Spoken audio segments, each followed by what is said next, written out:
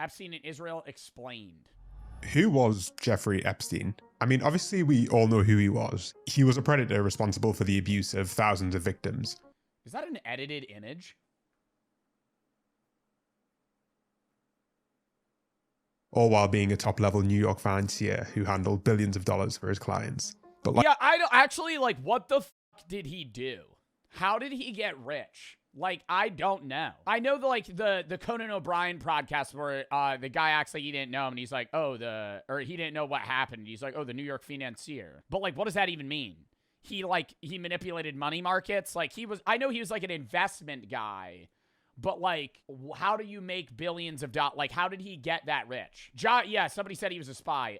John Kiriakou said he was an Israeli spy. So maybe that goes into this. Well, if you mainly get your information from mainstream American news sources, then yeah, you could easily be forgiven for thinking that's all there is to his story.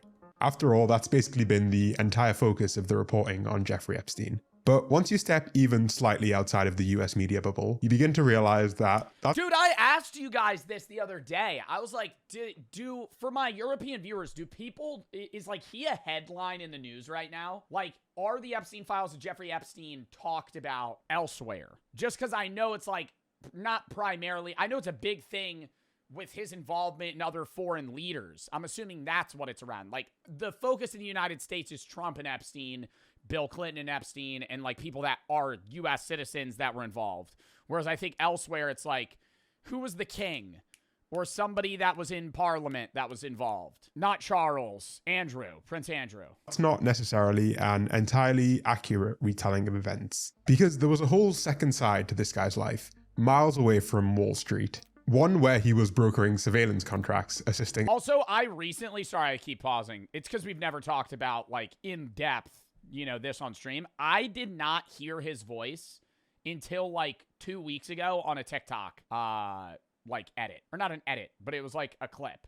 Like, I had never heard him speak. Where he was brokering surveillance contracts, assisting high-profile defense politicians across the planet, and even potentially acting as foreign intelligence. The idea that Jeffrey Epstein was an agent of foreign intelligence was considered at one point to be a relatively fringe conspiracy theory, but with the recent release of documents relating to his case, as well as a number of high-profile hacking campaigns by activist groups, this theory has kind of been revived, and you can even see it being discussed on many major news networks, mainly outside of the US. And so I wanted to gather the best of what we know in one place, break down some of these new bombshell revelations for you, and earnestly try to answer the question, was Epstein a spy? Yo, I'm a huge advocate for like fact checking everything yourself, but John Kiriakou, the CIA guy, I watched like a 5-minute clip of him explain why he truly believed Jeffrey Epstein was an Israeli spy, and like it made so much sense. Like him getting blackmail on every single person in power and him being like a liaison in a sense, because obviously you're not going to be able to just, as Israel or another country, for whatever country he would be a spy for, just gain access to like Bill Clinton, Bill Gates, rich guys, Jeff Bezos, whoever you're talking about. But like, if you know a guy that knows them, then you're able to. So I think it's worth running through the Epstein timeline because it can be so... Do you think he's alive? No. ...easy to get lost around what... The circumstances around his death are weird. We would have to watch a whole nother video about that. But I don't know. I mean, he was also... he was so old, it would make... Okay, I would say yes if he was like in his 30s when he died. Because it was like, I could see a world where he would try to like get past it and then like, live in like Argentina or fucking do some shit like the Nazis did.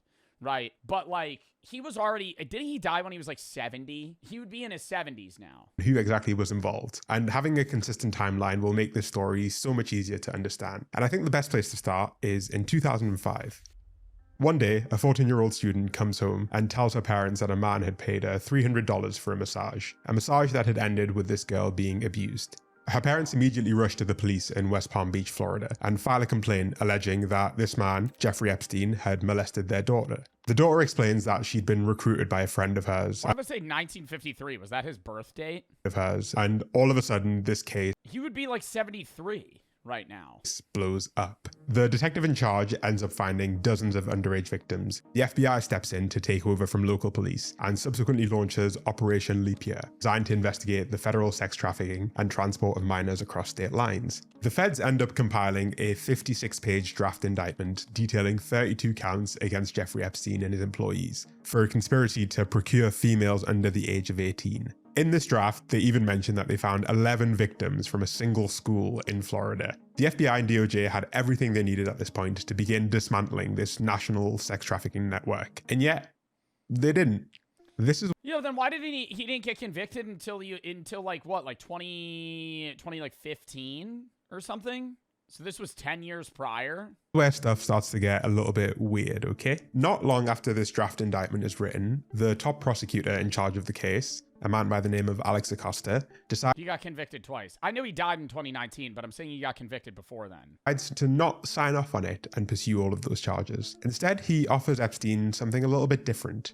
If he pleads guilty, then instead of being indicted for the 32 counts, he'll only face 2 state charges. And for those crimes, he'll spend just 18 months in jail, which was later reduced to 13 months. All of his co-conspirators would be granted immunity for life from any further federal investigation, and the federal probe against his network would, in effect, come to a dead stop. See, like, that is such a lighter deal. Like, it's not, like, plea deals in general are always usually better than what they're shooting for. But this is, like, life in prison reduced to, like, a year. And then... eternal immunity. In effect, come to a dead stop. Epstein would also be allowed to leave prison for 12 hours a day, 6 days a week, to continue his work from his private home office. Pretty nice deal. He's not even in prison then. You gotta leave. If you gotta leave, bro, you're asleep. So he just sleeps in jail. So he has to. What? So he left. So he would leave, be able to do whatever he wanted for 12 hours, and then come back and then spend like the evening / the night. All things considered. And so obviously he agrees. At this point in the story, you might think that the feds would keep a pretty close eye on this dude. Maybe take a... I don't want to immediately be like, oh, he's a spy. But like, part of me also just goes, he's a billionaire. You know? Like, though, in general... like, being that fucking rich gets you out of shit. The only thing is, like, there's certain guys that, like, Sam Bankman-Fried didn't. Sam Bankman-Fried, side note, not for sex crimes, but for, like, actual, just, like, full-on fraud, white-collar crime. Isn't he in jail? Sam Bankman-Fried, for those of you that don't know, is the guy who started what crypto website? What was it called? They ran Super Bowl ads in like 22, FTX. Yeah, FTX, and they lost like everyone's money. And he pocketed like all of it. Passport away, or at least ask that he stay in West Palm Beach while the case concludes. But no, a couple of months before he's due to officially put in his guilty plea, Jeffrey instead decides to fly to Israel to take a tour of a newly constructed Israeli military base, according to Jeffrey Epstein's own PR representative. Very odd, out of nowhere. Why are we doing that? This is something that none of the major outlets that... Bigger fish to fry, you know, outside of being like, oh yeah, kind of dealing with this whole guilty plea. Let me go fly to Israel. Reported on the conviction even mention. And I had to piece this together from a clip of local TV in West Palm Beach and a snippet from a Page 6 article on the matter. But it definitely happened. Okay, so already things are getting pretty sus, if I'm honest, but we're yet to have anything close to a smoking gun. And if that was all the evidence we had, then I would say that it's pretty reasonable to doubt the idea that Epstein belonged to any kind of foreign intelligence. Unfortunately, there is a lot... You're making it look real sus right now? I'm not making it real sus right now. It's just like, why if he's about to serve a prison sentence, why is he flying to like Tel Aviv? Or something, like, why is he going to Israel? Like, what is the purpose in doing that? More to this story. And I think what's far more... To see a military base, he's not involved in the government. Noteworthy from this period is not... And why do they want to show him that? I don't... Whatever Epstein was up to in Israel. But instead what was happening in the US, back in West Palm Beach, Florida. So the obvious question at this point is like, well, why did Epstein get such a cushy deal? Especially when the feds had so much info on his network and when Florida is already known for having some of the harshest criminal penalties in the entire United States. Well, remember the guy that gave Epstein that deal in the first place? If we fast... Is that even a clip of prison? I feel like that looks just like military recruits. Forward about a decade from the Epstein case, Alex Acosta had moved up a lot in the world. and was in the process of being confirmed as Donald Trump's Secretary of Labor, a role that would have him overseeing legislation that affects well over 100 million workers across the US. As part of this process, candidates usually have to go through some pretty thorough interviews, and allegedly, when asked about Epstein's famous sweetheart deal, Acosta explained his decision to let Epstein off so easily by saying, "I was told Epstein belonged to intelligence, and to leave it alone." This is a Bro,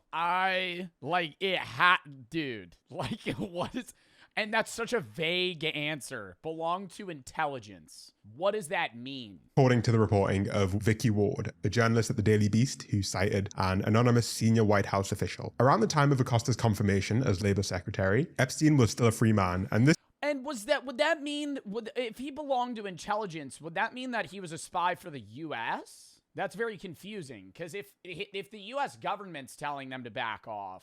This could very well have been the end of the Epstein story. Clearly, the government wasn't interested in pursuing him any further, but journalists were thankfully working overtime to expose. He's watching the stream. The one thing, okay, see, a lot of people cite his fucking Fortnite account being active years after his death as him being alive. And I'm like, bro, like, not EA, Epic Games accounts can get hacked or like, you know what I mean? Like, I don't want to say that you can't just go off that. You can't just be like, well, his Fortnite account had some games played during the fucking OG season. All right, right? That's not enough for you to be like, he's alive. It wasn't even his account. I'm pretty sure they said it. See, that's what I'm saying too. It's like all the info that we've been being given, I feel like a lot of it is true. A lot of it's just flat out false. And then some of it's like vaguely true, but like twisted in a weak way where the narrative's not actually what it was. Like, I don't know what's real and what's not that I've seen. And people always do say, like, oh, how convenient this is coming out during the age of AI where you could literally fake anything. Miami Herald published a viral series of high-profile exposés on Epstein in 2018. Prosecutors in New York were forced to reopen investigations into him, which led to his eventual arrest and subsequent death in custody. That arrest revived scrutiny not just on Epstein, but also on Alex Acosta, the man who'd given him that deal in the first place. And ultimately, Senator Ben Sasse of Nebraska sent a letter to the... Wow, that guy looks just like a skinnier J.D. Vance. Holy... That's like uncanny, right? That guy looks just like J.D. Vance. Nebraska sent a letter to the Justice Department, formally asking that they review why Acosta had given Epstein such a nice deal back in 2008. Now, at this point, you might be... You're tweaking? His eyes were closer. I'm just saying, like, the hairstyle, clothing, suit color choice. When you ask the US government to investigate clones. I'm not getting into that conspiracy theory. I'm not getting into the Jim Carrey. Bro, he got fucking work done. You know, like, the whole Hollywood. See, there's, like, a line that I draw, and that line is, like, Britney Spears being a clone. You know?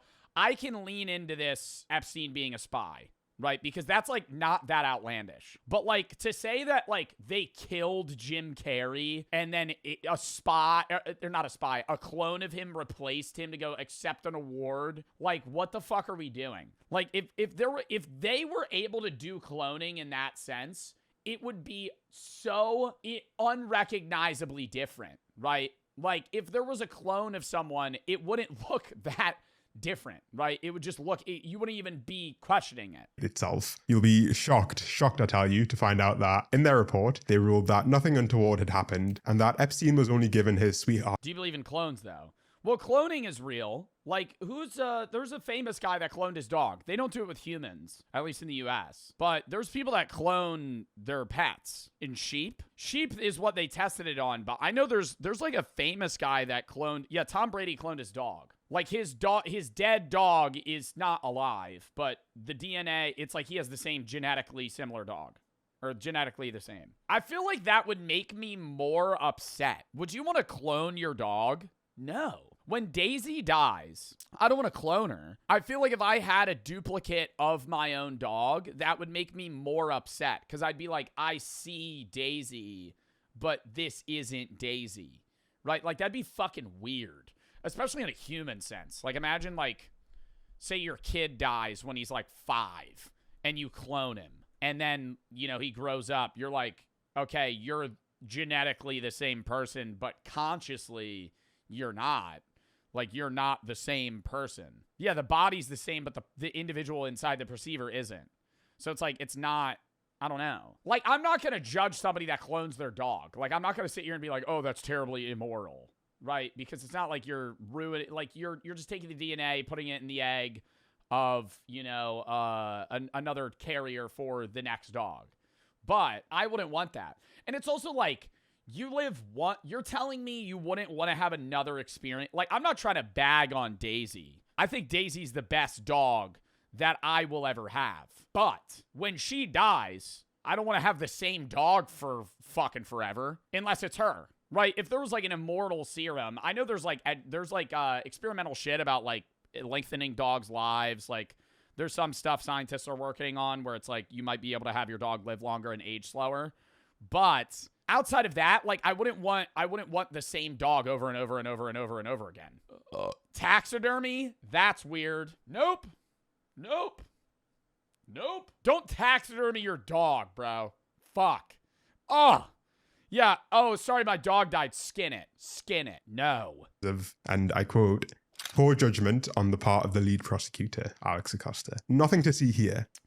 Well, except one thing. Let me show you, okay? Okay, so what you're looking at here is the... Skin it, question mark. That's what they do. They skin... If you taxidermy your pet, they're going to skin your dead dog and then stuff it. Department of Justice's report into Alex... And then you walk by it and it's just like...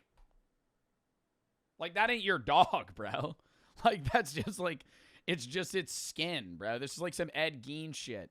I think taxidermying, like, hunted animals is so different for, like, a trophy perspective. But, like, your pet is a way different ball game, you know? Like, if you, like, kill a buck and then eat it and you just chop its head off and taxidermy it, that's different. Acosta. If we go all the way to page... Sorry, we got to lock back in. Page 330. I don't even know how we got on taxidermy. Out of 348. Let me bring your attention to this line down. Oh, cloning with Jim Carrey. Okay, yeah, we went Jeff Epstein, Israeli spy, to Jim Carrey clone, to cloning an animal, to cloning a human, to taxidermying an animal. Okay, now we're back. Here. After reviewing the emails, OPR identified a data gap in Acosta's email records. His inbox contained no emails from May 2007 through to November 2008. This is like pretty huge.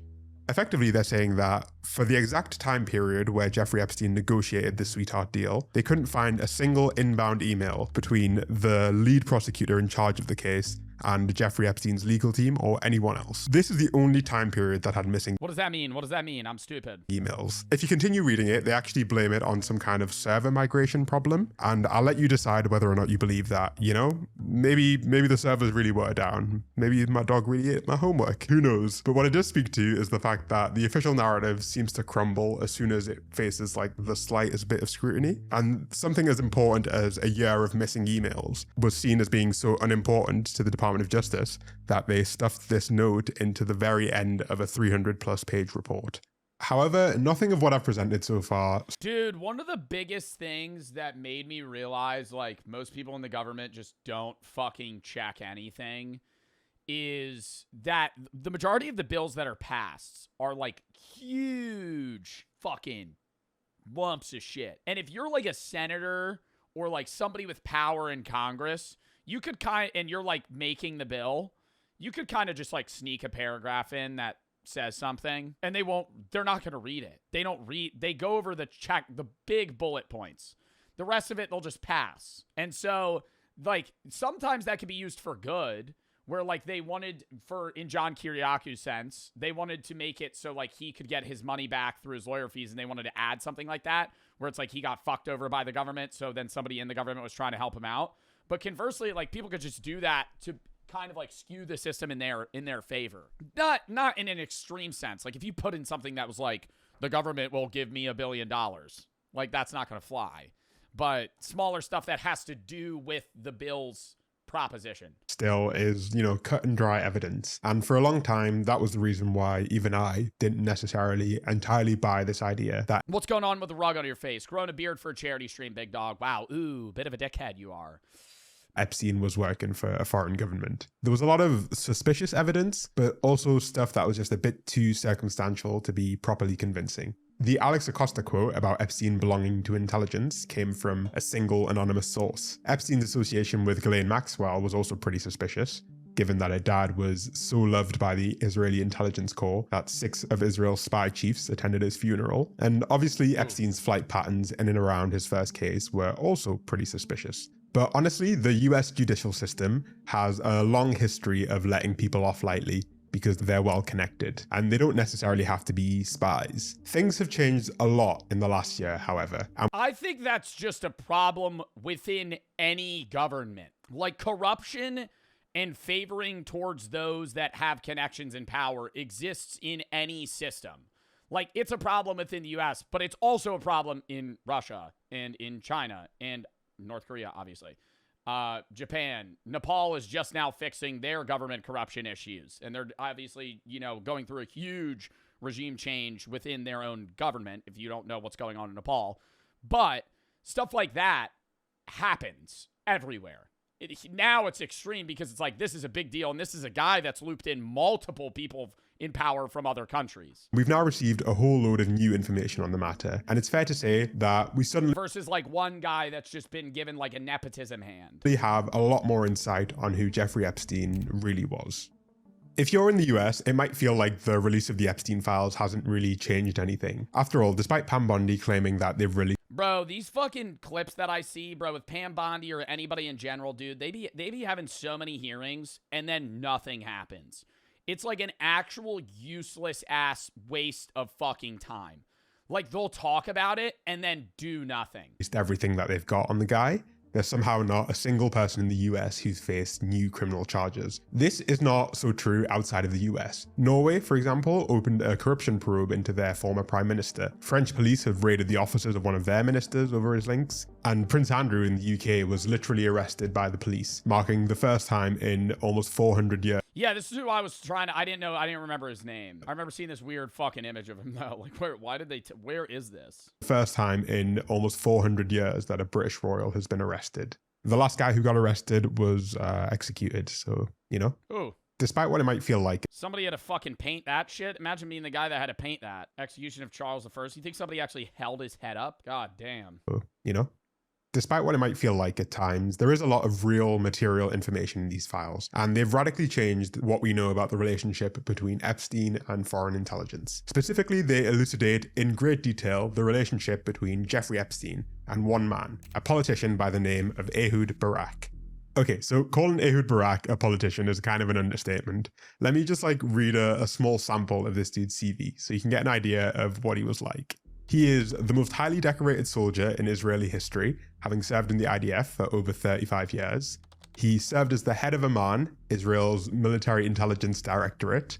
He headed up the entire IDF, and he was also prime minister and also defense minister for Israel. If there's one person on the planet who is connected to Israeli intelligence, it would be this guy. I don't even think he himself would disagree with that assessment. And it's really worth clarifying why this guy's relationship with Jeffrey Epstein is so much more important than anyone else's. After all, Epstein was obviously friends with lots of politicians, and nobody's pointing to the raids in the UK, in Norway, or in France as evidence that Epstein was spying for any of those countries. And it really comes down to the specific nature of the relationship between these two men, and how different it was to Epstein's relationships with other senior political figures. Let me show you what I mean. So from what we know, these two guys first met around 2003, before Epstein's first conviction, but they maintained contact long afterwards. Barak was such a regular feature at Epstein's New York apartment that Epstein's own staff would sometimes refer to the unit as Ehud's apartment, according to an Israeli newspaper, which is already pretty bizarre. But it gets even crazier. What you're looking at right here is an email between Ehud Barak's wife and a redacted member of staff who worked for Jeffrey Epstein. And they're openly discussing how the Israeli government is going to take over Jeffrey Epstein's apartment to install surveillance equipment. They talk about sticking... What? He does not mind holes in the walls. This is all fine. I don't think it'll be a problem to make a call to RAFI before entering. 6 sensors stick to the windows. They can neutralize the system from far. Before you need somebody to enter the apartment, the only thing to do is call RAFI from the consulate and let him know who and when is entering, and he will neutralize it for the time necessary. Sensors to the window and adding the ability to remotely access the apartment. And this unnamed staff member says that Jeffrey does not mind holes in the walls, and this is all just fine. In another separate email between Ehud Barak and Jeffrey Epstein, they discuss an upcoming meeting with some Qatari investors in London, and Jeffrey Epstein even explicitly says that you should make it clear that I don't work for Mossad. The thing that I don't understand is if he's a spy, and this is confidential information, why are they Gmailing each other? Like, wouldn't there be an encrypted service for them to use? I don't have the answer to that. That's what I'm confused about. If he is a spy, why are they talking on Gmail? Israel spy agency. These two guys were, without a doubt, This doesn't make sense. extremely close business partners and really Like, brother, like, I feel like them using, like, WhatsApp would be better. good personal friends. And when you begin to look just a little further into the deals that they actually successfully completed together, I think it becomes genuinely illogical to claim. Yeah, blackmail. I know that was like a big thing, but I'm saying, I don't know. But I'm saying if this is a Gmail conversation between Jeff Epstein and somebody that's a part of Israeli intelligence in the Israeli military, why are they talking on Gmail if they're not trying to blackmail each other? They're a part of the same group that's trying to blackmail other people. You know what I mean? Like, then that would be different. That Epstein wasn't dedicating a significant amount of his time to working for the benefit of the Israeli state. Let's talk about what these two guys got up to over in West Africa, specifically in the Ivory Coast. In I was going to say that was Ghana. Let's reference the globe. It's one country over. 2010, the Ivory Coast went through a brutal political crisis. They had a really widely disputed election, and it triggered a new civil war. The guy who ended up coming out on top, President Ouattara, took over a country that was seriously fractured along various political and ethnic lines. And this is where Barak and Epstein saw dollar signs. In June 2012, while Ehud Barak was still serving as Israel's defense minister, the Ivorian president met him for dinner in Jerusalem for a meeting about science and technology cooperation. Meanwhile, on this exact same day, halfway across the world, that president's son was having dinner with none other than Jeffrey Epstein. Over the next few months, Jeffrey and son was having dinner with none other. What? Due to meet key officials Benjamin Netanyahu and Ehud Barak. Same day, halfway Ehud across Barak, I don't know how to say his name. the world, that So do you think like Burger King's better than... president's son was having dinner with none other than Jeffrey Epstein. Over the next few months, I just gotta say, I really love Burger King. Jeffrey and Barak would repeatedly meet with Ivorian staff and Ivorian politicians. And Jeffrey Epstein was even good friends with this president's Burger King sucks? You didn't get the reference. son, and just 9 months later, Ehud Barak decided to step down from his role as defense minister ahead of some upcoming elections. At this point, officially, he was no longer affiliated with the Israeli government. But in reality, him and Epstein were both working extremely hard to negotiate defense contracts for the Israeli government. You can see this for yourself in their emails. Just a few months after Ehud Barak had resigned, he received a detailed proposal from a former head of Israeli intelligence. This guy wanted Israel to sell a signals intelligence package, or a SIGINT package, to the Ivory Coast. A SIGINT package is a full system of spying, basically. It's a system that can intercept landlines, cellular networks, satellite phones, tactical radio, and even specific targets like internet cafes.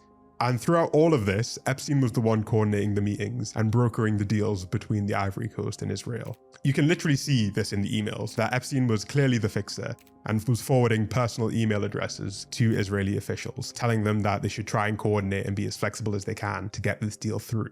And surprise, just 2 months after the UN finally lifted an arms embargo on the Ivory Coast, Israel's foreign minister visited the country with more than 50 businessmen to sign an official defense and security agreement, one that was literally brokered by Jeffrey Epstein, so that this country could better... But would that mean that he's necessarily a spy? Because...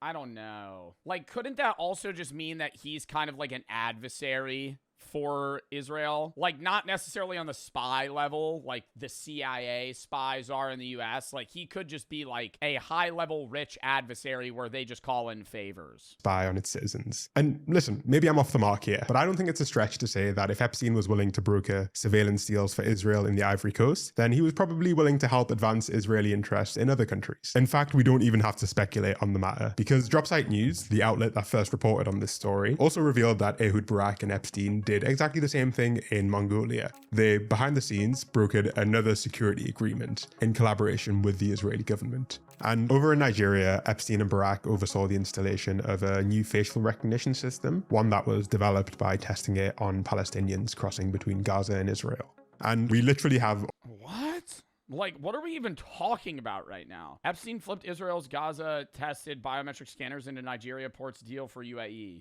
What does that even mean? Like, that is the most confusing headline. Of a new facial recognition system, one that was developed by testing it on Palestinians crossing between Gaza and Israel. And we literally have audio recordings of Epstein trying to promote Palantir to Ehud Barak as some sort of potential business opportunity and singing the praises of Peter Thiel. However, he has a company called Palantir. Palentir. So he thought that Peter would put you on the board of Palantir, so I wanted to talk to him. Dude, whenever I hear the name Peter Thiel, I immediately think about that South Park segment where he, like, is so driven to get rid of the Antichrist that's inside of Eric Cartman. Peter Thiel knows about the Antichrist. Yeah. And you might ask yourself, what happens to these countries after a dose of Epstein brokered Israeli security? Well, see, I also don't know what the fuck Peter Thiel does. Like, modern day. Like, what does Peter Thiel do right now? He's a German-American entrepreneur and former CEO of PayPal. But what is his role in government U.S. right now? He doesn't hold a goal, or he doesn't hold a role, but he has influence in the Republican Party. And he's a major donor and key ally to Trump. Okay. Well, I'm not super clued in on Mongolian politics, but I can speak to the Ivory Coast at least. Over there, President Ouattara has now been in power for over a decade after he changed the constitution to remove term limits. Opposition candidates have been arrested and barred from running in elections, and even just last year, hundreds of protesters were arrested for protesting the country's authoritarian backsliding. This is what Epstein's deal-making produced when he worked with Ehud Barak and the Israeli government. It was pretty different to the stuff he was doing with, say, Prince Andrew. Epstein and Barak literally openly bragged in their emails about the scale of business opportunities that was being created by the explosion of civil unrest around the world, and how they could transform that civil unrest into cash flow. It's honestly like, transform that shit into cash flow. Yeah, we ain't doing that shit anymore, bro. Oh my God. You know what? You see, what doesn't make sense to me is we knew, I'm not going to get political right now. I'm just going to say this, and this is what really confuses me. We were the ones that killed Iran's leader, which in turn caused an oil pinch and increases gas prices worldwide. Knowing we were going to do that, we meaning the United States, chat. Okay, yeah, actually, we probably shouldn't say we. The Trump administration bombed Iran. Like, knowing that, why did the U.S. not stockpile oil reserves? China did for years, 1 million barrels a day. Why did we not do that? Like, we could have had, as a country, the potential to start this conflict and know a way to prepare for, like, a long-term struggle that would cause financial burdens on the average American person, but refused to do so. And instead, it seemed just like a mocked up, like, oh, literally like the week before, they were just like, yeah, let's do this. like harrowing to read these emails. Do basic research, said Kelly. I have done basic research into that. I don't think I have a TikTok brain. Can you explain why? Because China's trying to get off. I'm saying, like, from a world perspective, why did we not stockpile oil knowing that this would happen? Because we were the ones that caused it to happen. That's not a do your research. You're just saying do basic research instead of rebutting what I just said. Oil isn't important. Oil is one of the biggest things that sparks financial burdens on the average person in all grounds, because oil is used in a majority of processes of business, right? Whether it be trucking across the world. Right now, diesel prices are very high. Casual gas, obviously, is what people see pay at the pump. People don't like paying at the pump. But I'm saying beyond that, like, if oil prices skyrocket, anything that needs transportation also skyrockets, because the overall production cost and transport cost is increased, right, for everything. Israel rushed us too. Yeah, Israel threatened nuclear war and other shit. But it's like they're the foothold we have in the Middle East. It's just, I just don't get it. And I think it's quite naive to assume that they restricted themselves to, like, low and middle income countries in Africa and Asia and didn't do the same thing in... Venezuela. Venezuela has crude oil. Different types of oil. You got to look into that. The oil that is drilled out of the Middle East is a lot easier to refine than the oil that exists in Venezuela. Europe or the Americas too. These international deals are, to me, by far the most convincing evidence that Jeffrey Epstein was a major asset to the Israeli government. I mean, if you're brokering multiple international arms and surveillance deals for another country, then, like, yeah, you're a foreign asset at that point. But it's worth making clear that that is different to him being a... How's crude oil not crude oil? I'm saying how hard it is to refine the type of oil that is in Venezuela is harder and a much more cost and time extensive process than in the Middle East. Not crude oil. I used the wrong term. Spy in the traditional sense of the word. I don't think that Jeffrey Epstein was a spy, largely because he didn't need... What? I thought this whole video was trying to prove that he was. ...to be a spy. I think that Jeffrey Epstein was a spy, largely because he didn't need to be. A spy or an agent still operates within a bureaucracy. Yeah, there's no reason. I mean, outside of personal protection for him, why would he want to be a spy? They have if he was already rich. People they're accountable to and direct reports and direct underlings. For Epstein, it feels like it was a little different. He was clearly an asset to foreign governments, but he held a level of power and influence that let him completely bypass the traditional bureaucracy. And he had a direct line to the people who gave orders. You're pretending to know oil, please stop. I'm not pretending to know oil, I'm just asking a question. I'm saying it doesn't make sense, right? When the countries that didn't prepare for this, or didn't know that this was going to happen, were able to predict and prepare that we were going to do this years in advance and started stockpiling oil years in advance, when our claim is, well, Israel forced us to do. Well, we've been in talks and been allies with Israel for years, so we probably knew that they wanted to do this for years. So why would we not prepare? To the spies. I think it's fair to say that the spies worked for him, not the other way around. That's just my take, right? Anyways, sorry. He's basically saying Jeff Epstein wasn't a spy. I will say the idea that he is a, I guess, foreign asset is more likely than an actual, like, true spy. Like, he was just used and then also gained, you know, some sort of protection for himself through what he was able to do for them, but only to a T, to a point.